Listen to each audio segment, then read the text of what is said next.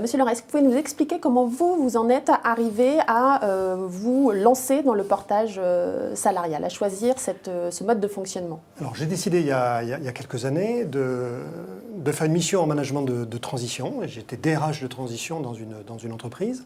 Et évidemment, s'est posé la question du qui allait porter le contrat.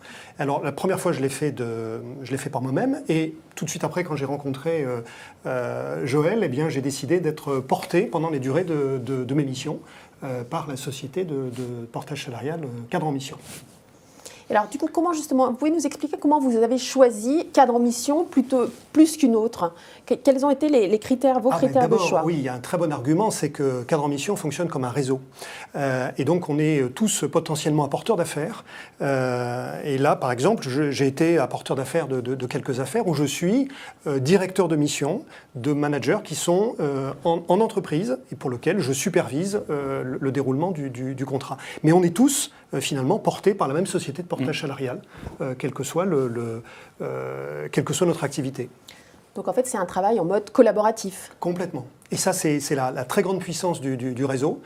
C'est qu'à la fois on apporte, et puis on trouve dans le réseau toutes les compétences qui sont nécessaires à nos clients. Et pas forcément ce que je cherchais avant, moi, tout seul, je ne cherchais que des missions en ressources humaines. Maintenant, je peux apporter des missions dans n'importe quel domaine. Et alors, quel type de contrat de travail vous avez signé, vous, avec Cadre en Mission ? Alors c'est un contrat de portage salarial, c'est-à-dire j'ai un contrat avec la société de portage salarial, j'ai un contrat de travail exactement comme n'importe quel contrat de travail. Et donc c'est quoi? C'est un CDI? C'est un CDD? C'est un CDD pour la durée de la mission et qui donc me porte et me permet de bénéficier de tous les droits et avantages en tant que salarié. Alors, comment ça se passe? Concrètement, vous identifiez un client, un prospect, oui.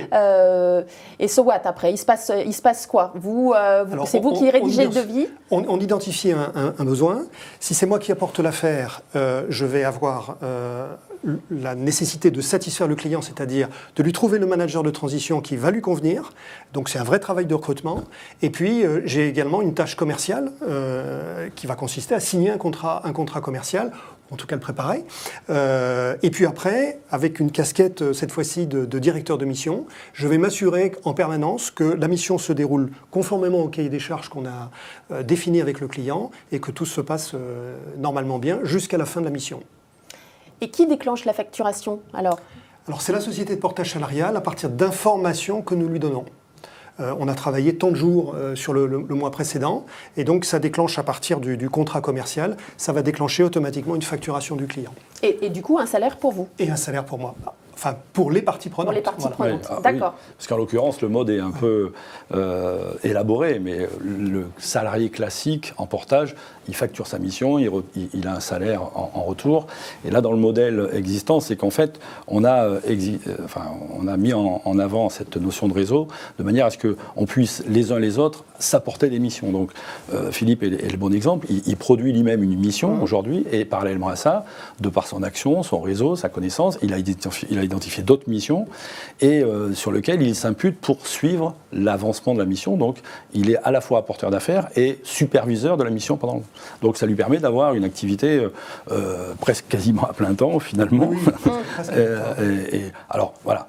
Le contrat de travail, ça importe peu.